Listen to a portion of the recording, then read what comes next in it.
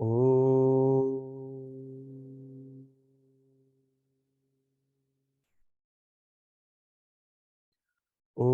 Sahana Vavatu Sahano Bhunaktu Sahaviryam Karavavahai Tejasvinavadhitamastu ma vidvishavahai. Om Shanti Shanti Shanti. Sadashiva Samarambham Shankaracharya Madhyamam Asmadacharya Paryantam Vande Guru Paramparam. Ramo Rajamani Sada Vijayate Ramam Ramesham Bhaje Ramena Bihata Nishacharachamu Ramaya Tasmai Namaha. Ramannasti Parayanam Parataram Ramasya Dasosmyaham Rame Chittalaya Sada Bhavatu Me Bho Rama Mamudhara Samasta Jana Kalyani Niratam Karunamayam Namami Chinmayam Devam Satgurum Brahma Vidwaram Satgurum Brahma Vidwaram. Om Apyayantu Mamangani Vak Pranaschakshushrotramatho Balamindriyani Cha Sarvani Sarvam Brahma Upanishadam Maham Brahma Nirakuryam Ma Brahma Nirakarot Anirakaranamastvanirakaranam Me Astu Tadatmani Nirateya Upanishatsu Dharmaha Te Mayi Santu Te Mayi Santu. Om Shanti Shanti Shanti.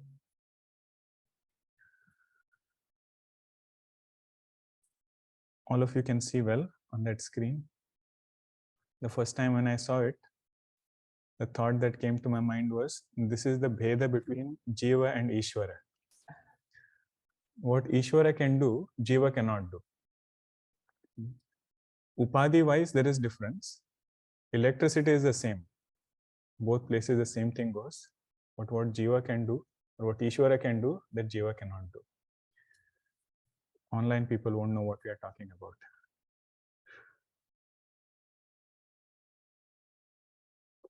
You are seeing a full screen, right? Not split. Okay.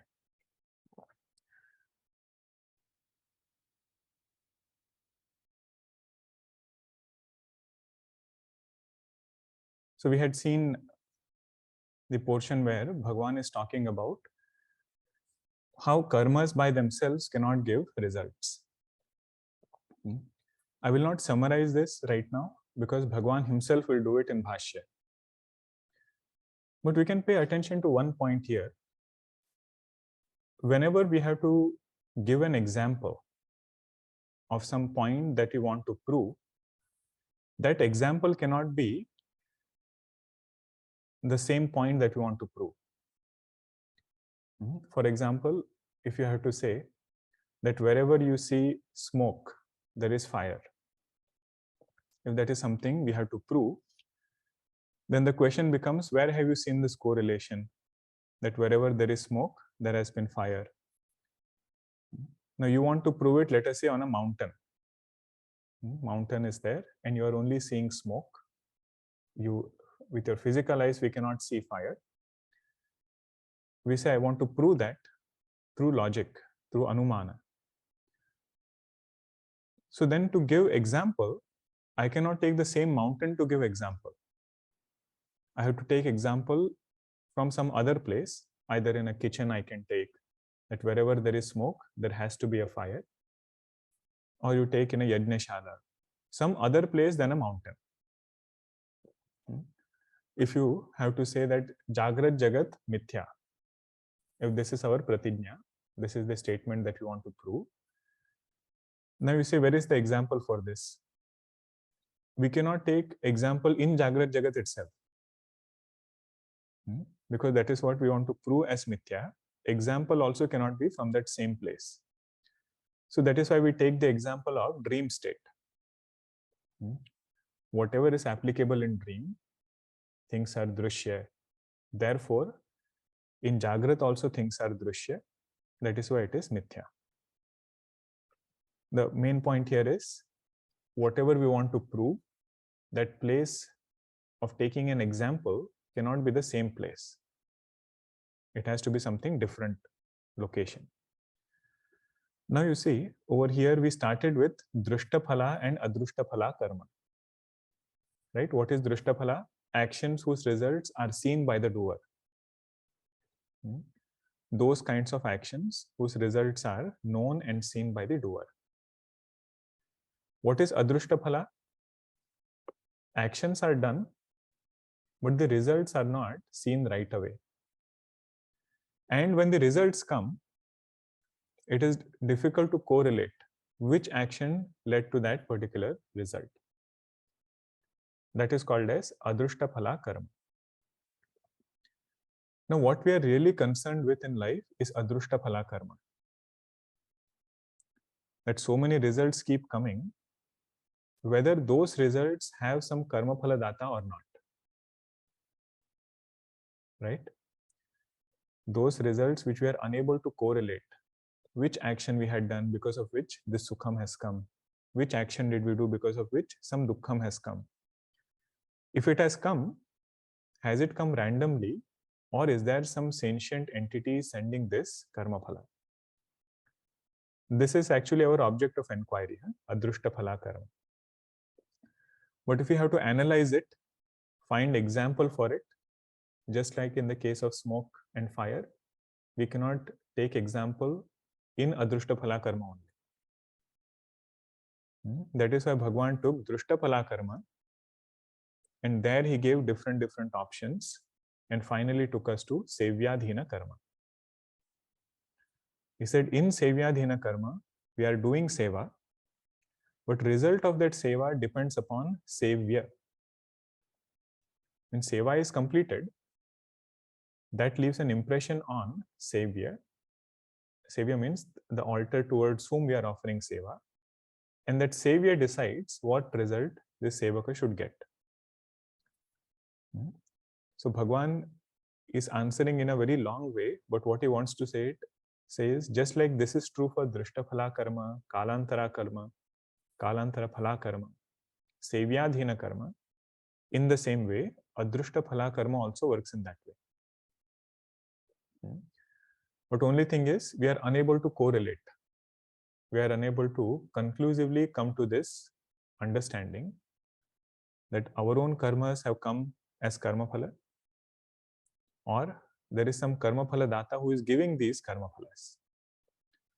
So Bhagavan says, let us start with something that we are familiar with. So all examples are things that we can see. Drushta only it is. That's why the karma name also is called as Drushta Phala karma. Drushta Phala karma. This was just one point to note, that we might feel that Adrushta Phala was completely left out. But it was left out for a reason.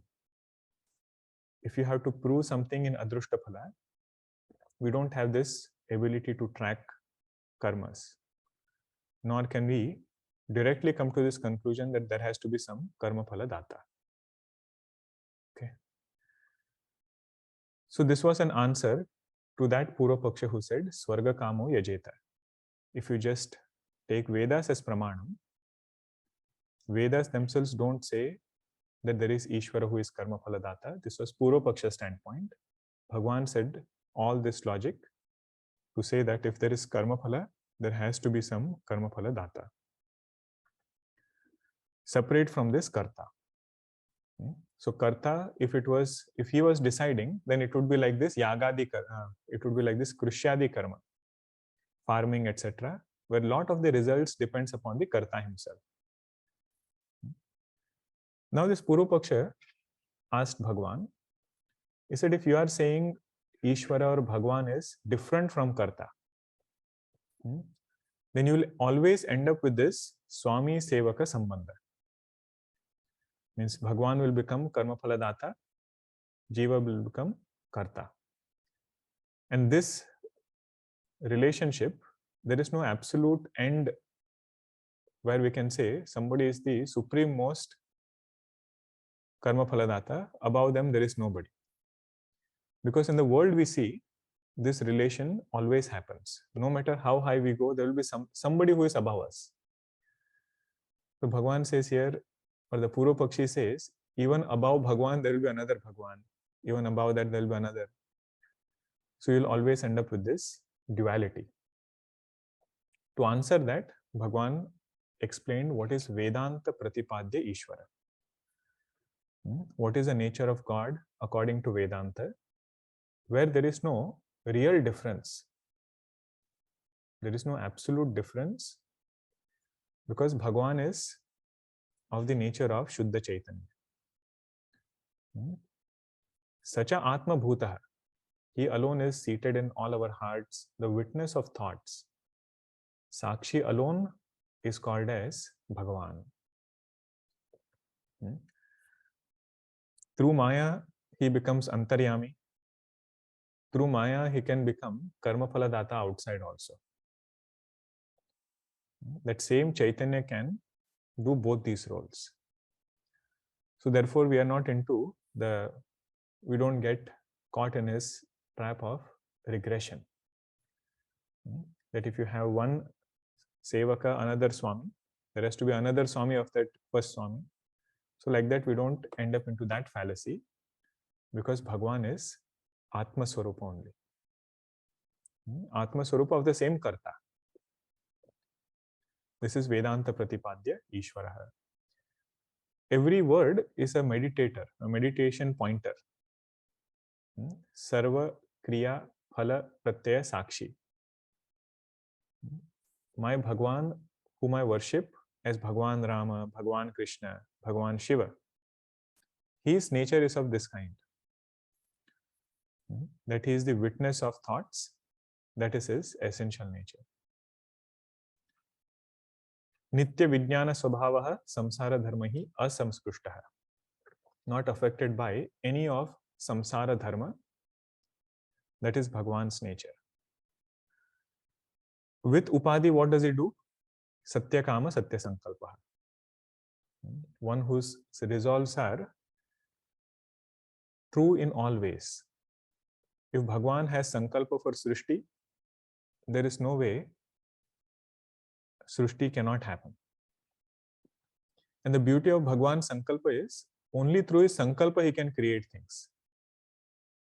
He doesn't have to do karma. Jiva has to do Sankalpa, and we know nothing happens only through Sankalpa. Jiva has to do karma, then only karma phala comes. So one meaning of Satya Sankalpa is, only through Sankalpa, Bhagavan can create whatever he wants. But we saw the sadhana part also, that whatever Sankalpa Bhagavan has made, because he is our Hitaishi. Hitaishi means well-wisher. Puja Guruji says this, Bhagavan is well-wisher, not wish fulfiller. So whatever things he has planned, that is the best one for us. And if somebody is a true devotee, they will not interfere in Bhagavan's plans. There was one Mahatma Ji who had told all devotees, he was very elderly Mahatma Ji, he had told all devotees, don't pray for me in front of Bhagavan. Why? Because that can interfere in his plan. Whatever plan he has done, let it be according to it. Don't try to change his plan. These are all the sadhana aspects of Satya Kama Satya Sankalpa. In fact, every Lakshana we should do this. If you take Punyam Karma Karayati, that Bhagavan is the one who prompts a jiva to do Punya Karma. Now you see what all things can open up just with this nature of Bhagavan. That whenever something good happens, or we do something good, the real credit should go to him only. If it does not, then this good thing also becomes another bondage. Like in the case of Naradji. Naradji example you give, it is safer, you feel like third person example. Winning over Kama is a good thing. Winning over Kama, desire is a good thing.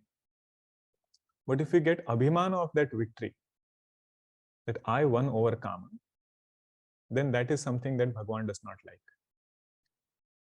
So Sadguna itself can become an obstacle for a spiritual seeker if it is not surrendered unto Bhagavan. This is the symbolic meaning between the fight between Vali and Sugriva. Both are ahankaras only. Vali represents abhimana, pride, and Sugriva represents sadhaka. Sadhaka is also ahankara only, and Vali is all asadhu kind of ahankara. Means I have power, I have might. And the first time both of them fight, Sugriva gets beaten up. Right? Bhagwan sends him, but first time he goes to challenge Vali, Sugriva gets beaten up. He said, Bhagwan, what happened? I went, you only promised me everything. But then Bhagwan tells him, when you are fighting the first time, you are fighting as Sugriva. Means minus Bhagwan, if I take credit of even the Sadgunas as a sadhaka, he says, you are no longer Sugriva, you have become Vali. You are no longer Sugriva, you have already become Vali. That's why I didn't know whom to send the arrow to. Both have become one. The main point is this, punyam karma karayati. That is, in sadhana, if some abhimana comes, that abhimana itself is the obstacle on this path. And then second time Bhagwan says, now you go with this mala. Bhagwan puts an indicator on him. You fight, but I will accomplish the work. Action you have to do, but the real work will be accomplished by me. Then we know Bhagwan sends that arrow from behind. Ahankara has to be finished in that way only, not from the front.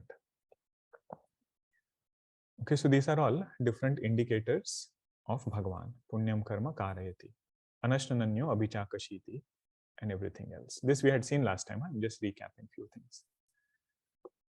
Now this Purva Pakshi, he said, Bhagavan must have told him, you were saying several times that in Vedas there is nothing mentioned about Ishwara. What about these indicators? Saguna form is also mentioned, Nirguna form is also mentioned. Did you miss all of these Upanishad mantras? So this Purva Pakshi says, no, I read all of these, but all these mantras, they are only Arthavada. Arthavada means they are praise. It is not said to indicate something as pramana. So this point we had concluded last time. What is Arthavada and what is pramana? Right? The example we had seen was, if a parent makes a statement to a child that do this thing, go and do your homework, you are a very good child. And independently makes a statement to somebody that this, you can say independently, parent making a statement might be very hard.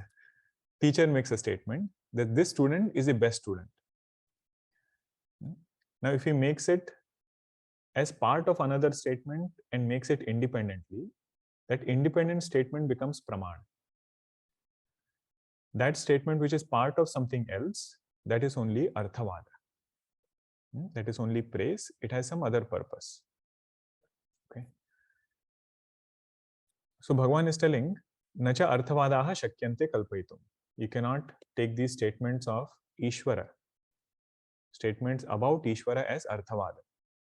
Why? Because two conditions are different from Arthavada. Ananya Yogitve Sati means, Ananya Yogitve means these statements are not part of some other injunction. Like the example we had seen was of Durva Stuti. It is Durva Stuti, not Dhruva Stuti. Dhruva Stuti is different in Bhagavatam. This comes in some other part of Vedas. But easier one, you look at this conch, Shankar. While doing regular Shodashopachara Puja, as part of that Vidhi, there is one Vidhi called as Shankha Puja. In Shankha Puja, there is praise of Shankha. That just by seeing so many punyas we get, what to talk about? Touching that Shankha and chanting this mantra, it will remove all papa. So this is called as Arthavada of Shankha, because it is part of one injunction. It will create knowledge. What is the greatness of Shankar? But at the same time, it will not be pramana statement, pramana vakya. So here Bhagavan says, all the quotations about Ishwara, they are ananya yogitve sati. They are not part of any other injunction. And vijnana utpadakatvat. I mean, they will create clear knowledge about nature of Bhagavan. That is why any stuti that we listen to, although it might seem that is arthavada, we should remember that it is actually Bhagavan's nature, not only arthavada. Bhagavan is of this nature. That is one thing about Jiva. Whenever anybody praises Jiva, that Jiva never feels it is arthavada. He feels it is pramana only. You are the best. Whatever praise comes, that Jiva feels it is pramana. That same thing he should feel about Ishwara. That whatever is said, that is actually true. Nacha utpannam vijnanam badhyate. If it is pramana, that knowledge which is gained from that pramana is never negated after that. Meaning different experiences that come, different things that we see. Once we have established that this is my Bhagavan's nature, other means of knowledge should not come and refute this knowledge about nature of Bhagavan. Actually speaking, it's a very elaborate topic. We have seen this in Praman Vichara. There is something called as Prabala Pramana and Nirbala Pramana. For every object, for every prameya, there is one means of knowledge which is the authentic means of knowledge. So when it comes to nature of Bhagavan, what will be the authentic means of knowledge? We say Pratyaksha Pramana. Through physical eyes, if we have to, or any sense organ, not only physical eyes. Even creation is infinite. We cannot fathom this creation through our finite sense organs. What to talk about nature of Bhagavan, who is the presiding deity, or who is presiding over this infinite creation. So like this, it cannot be through any pramana. If pratyaksha does not work, anumana also will not work. Everything else will not work after that. So main pramana is Shabda Pramana or Upanishad Pramana. On top of that, Bhagavan says we can use logic. That point also is refuting here. He is not saying, what did Purva Paksha say? You are using only Arthapatti Pramana.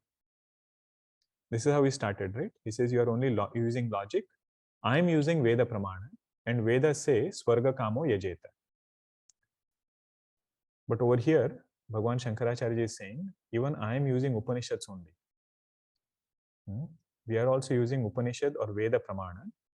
Arthapatti is only to establish that in our mind.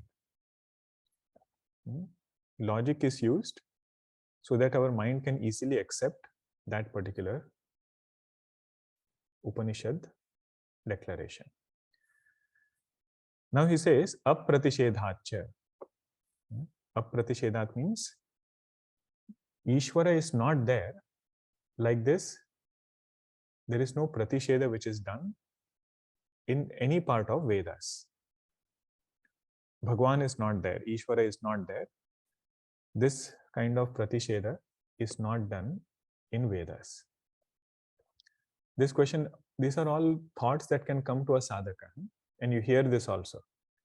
People will quote some suktam. Their favorite one is Nasadiya Suktam. I don't know if you have heard people quoting it. But what is said there is, many things we don't know. Many things we don't know. So they say, we also don't know whether God is there or not. Okay, that's how I've heard that getting quoted. What is indicated there is anirvachaniyata of creation. When Vedanta says we don't know, it is not that Vedanta is running away from some inquiry. Vedanta says after thinking a lot, we have come to this point that how Chaitanya is appearing as this variety of creation, that is anirvachaniya. Brahma itself is not anirvachaniya. Because in previous mantras we saw, anirvachaniyata is about how this unchanging consciousness, how can that become karta bhokta? How can infinite appear as finite? All of that is anirvachaniya. But over here what is said is apratishedachya. This one you should read it as Ishwaraha nasti.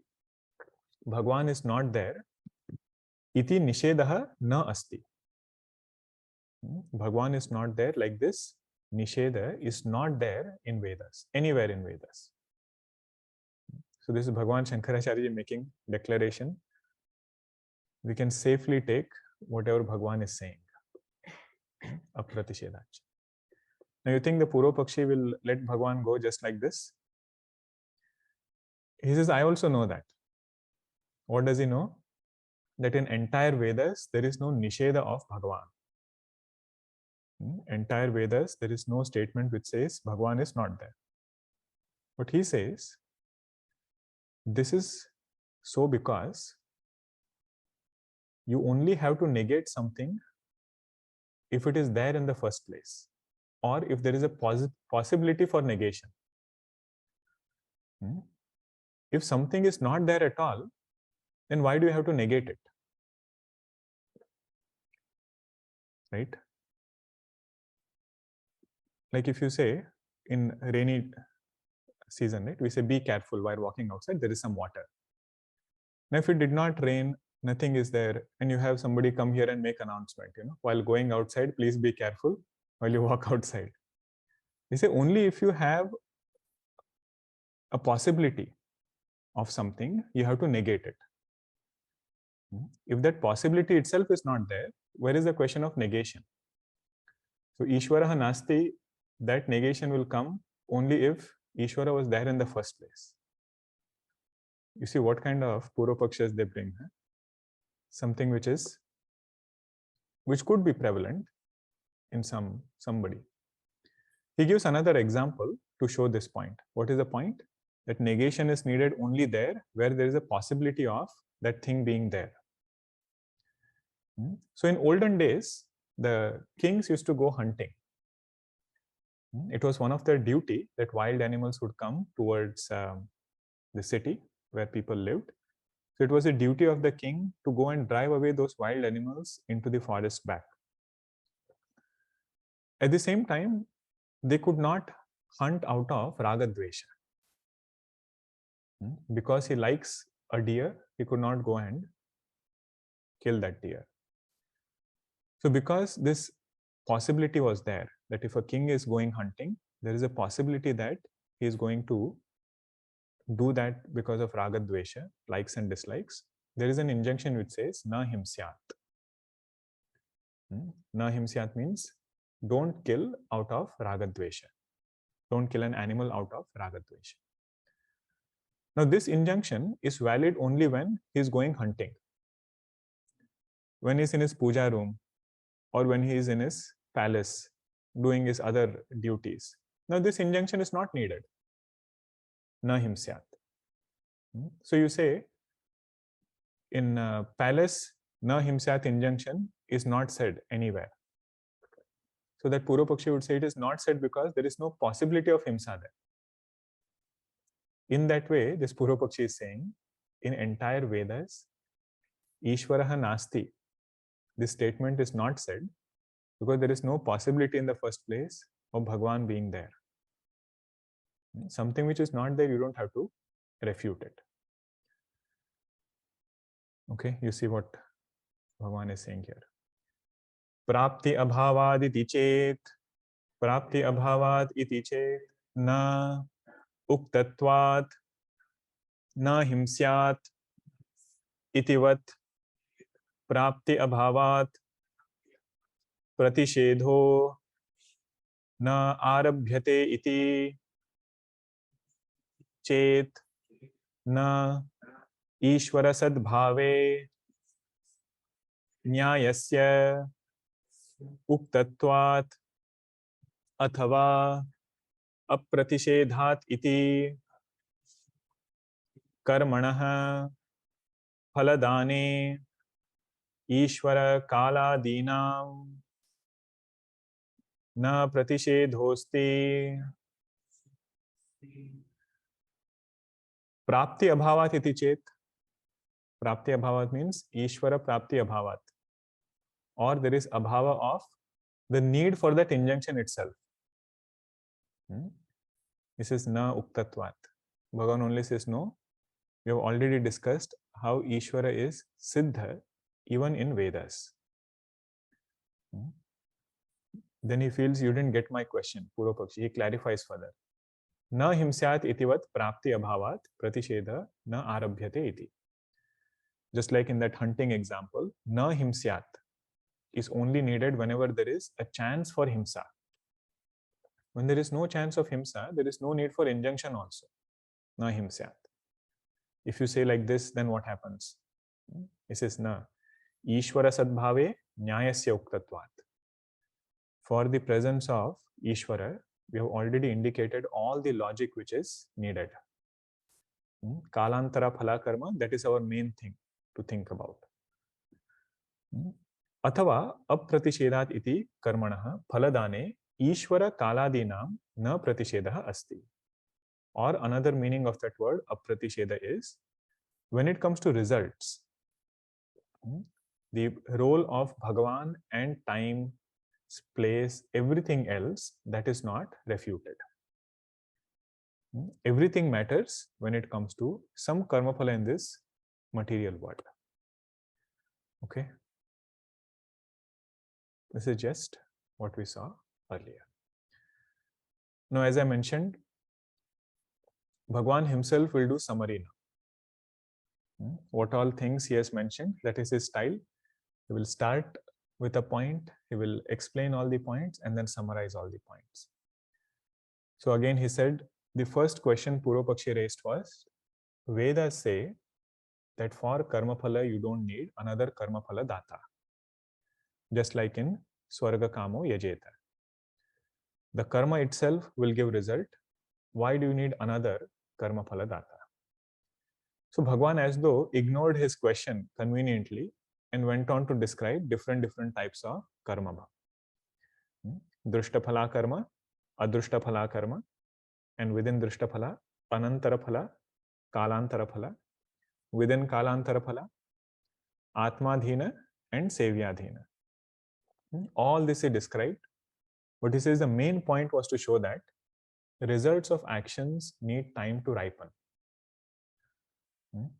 Results of action need time to ripen. Action is inert. It ends the moment it is completed. So there has to be some karma phala data who is taking that action and making sure that karma phala comes at a later time whenever it has ripened. And through this, we try to inquire into nature of karma phala data also. He should know the karma. He should know the place in which the karma is done, the time at which the karma is done, and the bhavana also, the intention with which karma is done. All those factors we mentioned. And main point he said that every action leaves an impression on totality. Totality means Bhagavan's mind. Every action leaves an impression on Bhagavan's mind. Second is, he says one can't ignore logic which is obvious. So this kalantara phala karma, if result is going to come at a later point, it has to come through somebody else only. Same karta cannot decide what is the result.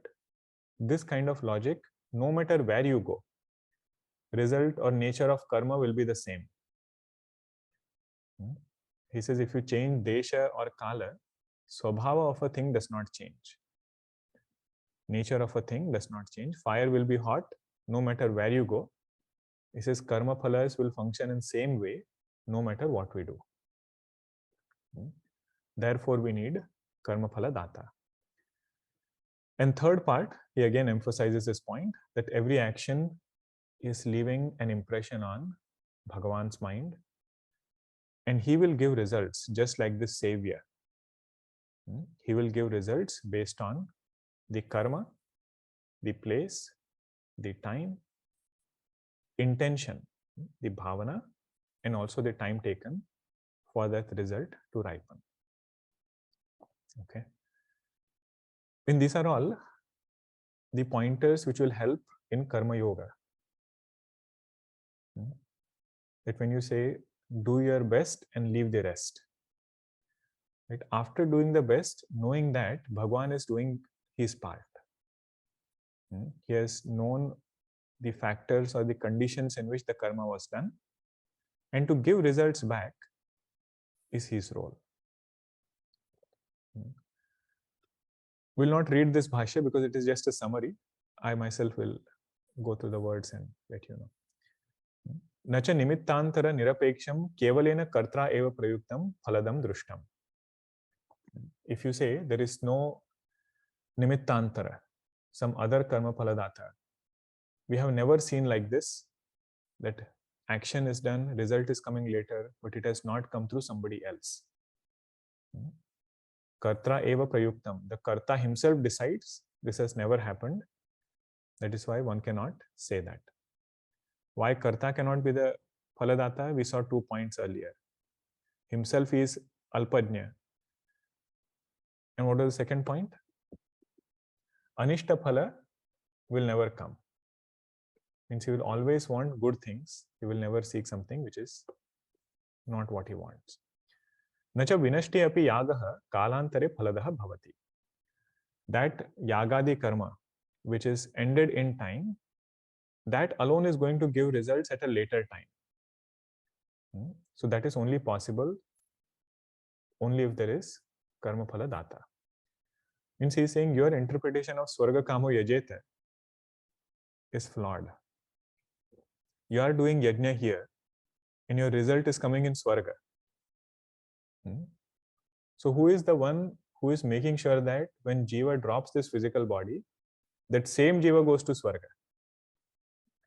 Otherwise, any jiva can go to swarga, right? And suddenly have everything falling out of place.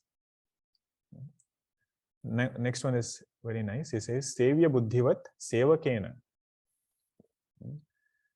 By that sevaka, who has put these impressions on Sevya's mind, sevakena, sarvajna ishwara buddhavtu samskrutayam yagadi karmana vinashti api karmani sevyadi ishwaravat, sevyadi va ishwaravat phalam kartuhu bhavati iti yuktam. Bhagwan gives results based on the impressions which are created by the sevaka. Sevya buddhivat. These things, if we have to open up more, we have to look at all the stories, all the prasangas in Kishkinda Kanda, Sundar Kanda. Hidden meaning of those prasangas we can find here. One question that comes is, if Bhagavan Rama knew that Sita ji is in southern direction, why did he send the monkeys in north, east and west? 3 different directions he sent, whereas he very clearly knew that Sita ji has been sent in the southern direction. Now different Mahatmas, they'll give different interpretations, but you look at it from this standpoint. Whatever action Sevaka does, that leaves an impression on Sevya's mind. So one of the greatest thing that happened to other Vanaras is they got an opportunity to serve Bhagwan. So much so that each and everyone carved a special place in Bhagwan's heart. Then later on, finally everybody got Sita ji. Even those Vanaras who had gone north, east and west, everybody goes and meets Sita ji only. Sita ji represents that Paramananda Shanti. that absolute bliss that we are seeking, it all starts with different sadhanas or karma yoga that we do. In Vinay Patrika, Goswamiji has called all the Vanaras as the sadhanas which are helpful in Kaivalya Moksha. Sadhanas which are helpful in Kaivalya Moksha, he says those are these Vanaras. And there are few sadhanas which will take us very close to Sita ji, that is the southern team. But it doesn't mean the other ones are not helpful. Other ones are also needed because they are creating impression on Savior. And Bhagwan's love for all Vanaras, when he comes back, he gives them all the ornaments, from Lanka. They wear it in different place. That's a different thing. Bangle is here, necklace is on the hand, and they ask Bhagwan also, how is this? But Bhagwan is so much of love towards them. Everything is beautiful. You are the best. That is his bhava. But all of that is impression that Sevaka has created on Savior. Even in Sadhana Panchakam, we see one injunction, one sadhana that Bhagwan says, Tene shasya vidhiyatam apachitihi. Whatever karmas we are doing, whatever duties we are doing, this sadhaka doesn't even feel that I have to create an impression on Bhagwan. In some way, that will become rajasic action. In 17th chapter, Bhagwan classifies what are the different types of actions we can do. If somebody does an action with this bhava that I am doing something for the other person, I hope Bhagwan is noticing it. He says that is slightly under rajasic. Sattvic action is, he says, I am doing this because I want to do it. Out of gratitude, you say, out of love. I want to make Bhagwan happy, I will do it. Whether he notices or not, whether he has impressions or not, he said that I am not even concerned. That is this sadhana, Tene shasya vidhiyatam apachitihi. And what is the result of this? Bhagavato bhaktir dodhadiyatam. In Bhagwan, one can get firm faith. Firm faith. And this faith increases only when we see how he gives karma phalas in our life. Otherwise, that anxiety will never go away. Right? Anxiety is always about the future and some karma phala of the future only. Karma phala word is very deep. It is not proved per se. Every experience that we get is a karma phala. So any anxiety which comes is about some or the other karma phala of the future. Through this thinking, through this understanding of how Bhagwan gives karma phala, this sadhaka gets Druda Bhakti in Bhagwan. And the beauty is, Sevaka might forget what karma he has done, but our Savior doesn't forget.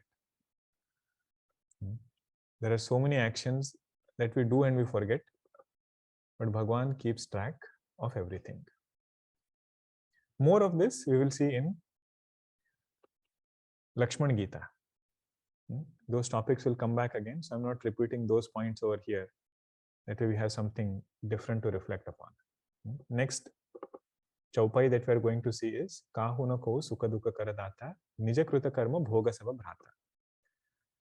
Goswamiji declares through Lakshmanji, until today, since the beginning of creation, there is nobody who has given sukham or dukkham to anybody. It has come through them, but it has been ordered by us only. So how to open up that, we will see in Lakshmana Gita. That point we will not discuss here. Now the second summary, he says, Natu punaha. Punaha means again I am repeating. Whatever I have said before, I am again summarizing now. Natu punaha padarthaha vakyashatena api deshantare kalantare va swam swabhavam jahati. Na should come here. swam swam swabhavam na jahati. Even if you go to some other location, other time, and you keep repeating something which is against logic, still then swabhava of a thing will not change. Meaning, if I keep saying fire is cold, you go to any desha, swabhava of that thing will not change. Okay. Nahi desha kalantareshu cha agnihi anushnah bhavati. Fire will never become cold, no matter which place we go. Evam, in the same way, karmanaha api, nature of karma also doesn't change with time, doesn't change with location. Kalantare phalam dviprakaram. Just like we saw, there are two types of kalantara phala karma, atmadhina and sevyadhina. Now he is explaining again. He did not forget what all things the Purvapakshi asked.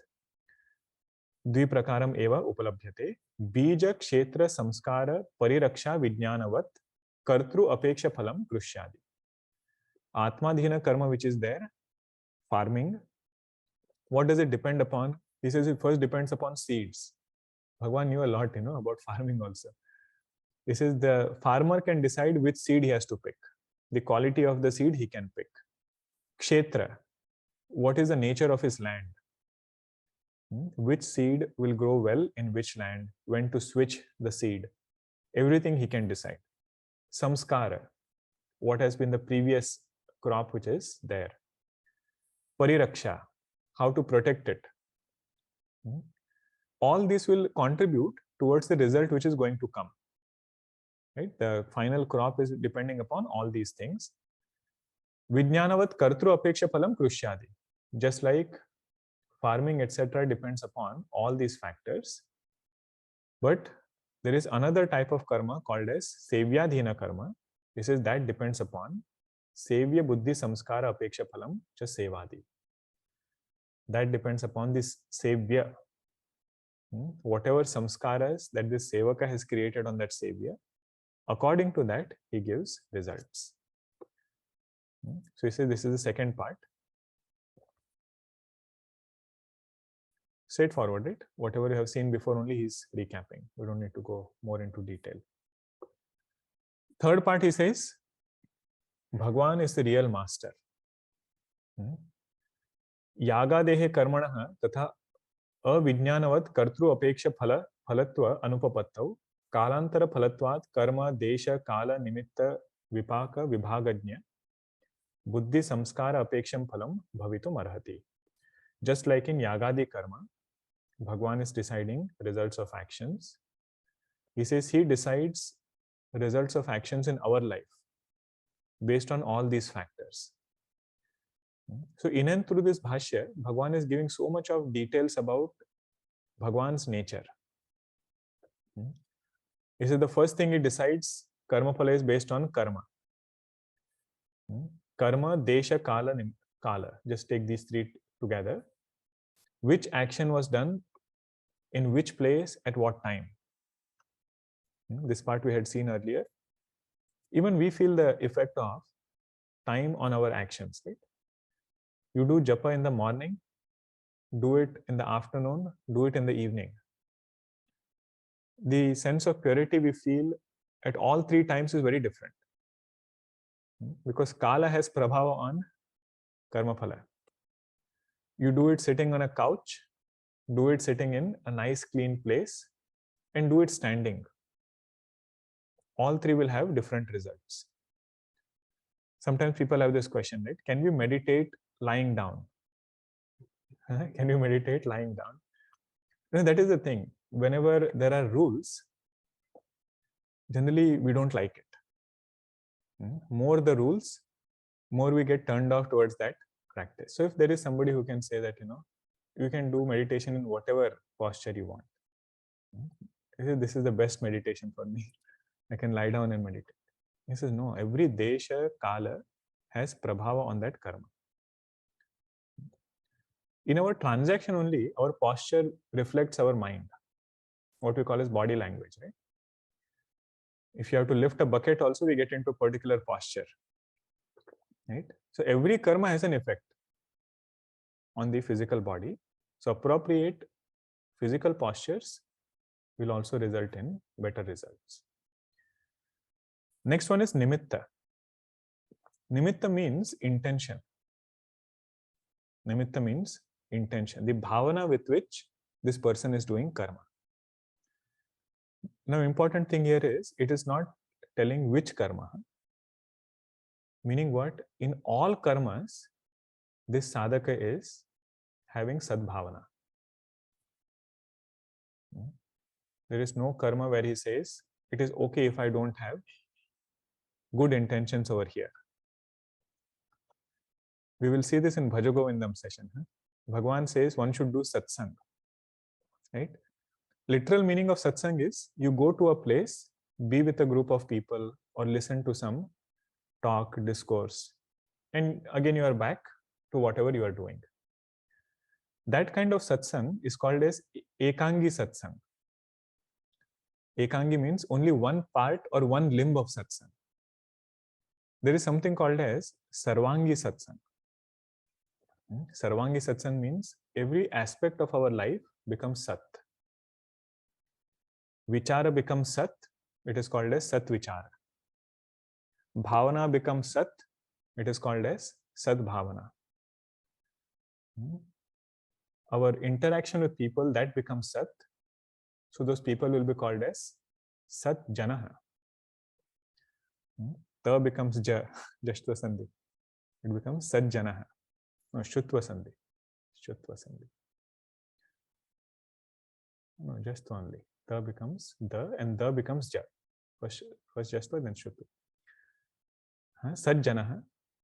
So ja, not ja. People, that is one aspect of our life. So different anga we have to see what are the different limbs, and each limb is made sat. So that is true satsang in all ways. Then this person cannot say, I don't have opportunity for satsang. Because every facet he might be doing a simple seva at home, anywhere else, but because of this sadbhavana, that itself has become a satsang. If you want more details about this, we have to look at, I think, the third verse of Hamsa Gita. Hamsa Gita, third verse. I might be blanking on, I might be off by one or two verses. Bhagavan is talking about what are the different facets of making our life sattvic. So he talks about desha, kala, shastra. Like these 10 facets are pointed out. All those 10 facets should become sat. But over here only bhavana is mentioned. Nimitta means bhavana. What is the intention with which we are doing that action? Vipaka means the time taken for a result to ripen. Having done karma, every karma will ripen after a certain time. Bhagavan is somebody who keeps track of even that. Vipaka vibhagajna, one who knows all of this. Buddhi samskara apeksham phalam bhavitum arhati. Having had the samskara of all these things done by that doer, he gives the results of action. Sevadi karmanu rupa phalajna sevya buddhi samskara apeksha phalasya eva. Phalasya eva. Just like that savior gave results by getting samskara of sevaka, Bhagavan also gives results. Tasmat, therefore, siddhaha sarvajna ishvaraha sarva jantu buddhi karma phala vibhaga sakshi sarva bhutantaratma. Therefore, Bhagavan's nature is siddha only. With conditioning, he is karma phaladata, but in his essential nature, he is sakshi. Sakshi word is used. It is very direct indicator of Mahavakya. Bhagavan is not different from me. Jiva and Ishwara are essentially one. And true knowledge in Vedanta is considered as when we can appreciate both these facets. If we only take nirguna form and don't appreciate the saguna. He says that is only half knowledge. Jnana and vijnana, two words are used, right? Vijnana means that one who knows para, one who knows apara also. Or if he takes only saguna and denies Bhagwan's nature as Sakshi, denies Bhagwan's nature as pure consciousness, that is also limited knowledge. Okay, so both of it is indicated. Now you might think about this point, right? How does Bhagwan give karma phala after taking into account so many facets? Karma, desha, kala, nimitta, vipaka, everything. He says, Bhagwan, you have so much of work. You will be thoroughly busy, but most importantly, you will become Mahakarta. Right? Imagine somebody has to do all these nuances. How much of a doership you would have. This is where Bhagwan says, Janma karma chame divyam. My divyata is, in 4th chapter is going to say, the divyata of my karma is, without becoming karta, I can accomplish all of these things. Without getting into the role of a finite doer, Bhagwan can accomplish all these things and run this entire creation. He says, this is my divyata. More we will see in that particular verse, but we have to appreciate how these things are connecting. Janma karma cha me divyam. Divyata is, he can accomplish his role as karma phala data without becoming karta, abiding in his Chaitanya Swarupa. Okay. Few more indicators are there, but these are all same as before. Okay. Yat sakshat aparokshat, ya atma sarvantaraha. What is Bhagwan's nature? He says Bhagwan is ever aparoksha. He says never, in his essential nature, he is one with Jiva. Ya atma sarvantaraha. He is atma of every Jiva. All these are indicators of Bhagwan. We have seen this as indicators of Jiva. Jiva's essential nature is Atma, pure consciousness. Bhagwan's essential nature is also that. Sa evacha atra Atma jantunam. That same Bhagwan is the Atma of all Jivas. Na anyaha asti drashta shrota manta vijnata. The one who is witnessing thoughts is not some other Bhagwan who is sitting far away and doing everything. He is seated right here. Na anyaha asti. That Shrota is Bhagwan only, Shuddha Chaitanya. He is doing all these things. Na anyadasti vijñatru. The one who is knowing things is also Bhagwan. Ityadi atmantara pratisheda shrutehe tattvamasiti cha atmatva upadeshat. Tattvamasi Mahavakya also is to indicate this oneness, that Bhagwan, who is the substratum of this creation, is available to me as witness of thoughts. If this was not the case, then Upanishads would not have given such kind of an injunction. Means if essentially this Jiva was Jiva only, somebody who is born, somebody who will die, somebody who has so many modifications, and Bhagwan is always far away. Always far away. He says Upanishads would not have said Tattvamasi. And here he gives an example. Mrutpindaha kanchana atmatvena na upadishyate. A lump of clay is not called as the Atma of gold. If they were not one to begin with, if there were two separate entities, they would never be pointed as one. Mrutpindaha kanchana atmatvena na upadishyate. So if Jiva and Brahma, Jiva and Ishwara were not one to begin with, this kind of upadesha would not have been given. Okay, so these are different indicators. Alright, so with this we complete one portion. What Bhagwan started as Swarga Kamo Yajeta, he has defined, he has elaborated on that point and come to this understanding. Now comes a very beautiful portion. We won't start it, but I'll just mention one point about this. Purvapakshi says, you again concluded that Jiva and Ishvara are one. And you started your discussion by saying Karma Phala Data has to be different from Jiva. Again, you came to this point to say that Jiva and Ishvara are one. He says, no, there has to be some Bheda. There has to be some difference between Jiva and Ishvara. How can you say they are one? Now, this is not a Purvapakshi who is denying the existence of God. He says there is Bhagavan, but there is difference between Jiva and Ishvara. Now, if we have studied little bit of Vedanta, even Tattva Bodha if you have studied, we know that actually speaking, there is no difference between Jiva and Ishvara. It's only from Upadhi standpoint there is difference. As Shuddha Chaitanya, both are one and the same. But here, the beauty is, in Bhashya, Bhagavan is going to point out 6 places of differences.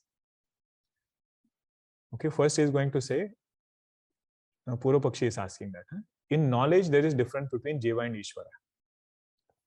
In strength there is difference between Jiva and Ishvara. In karma there is difference.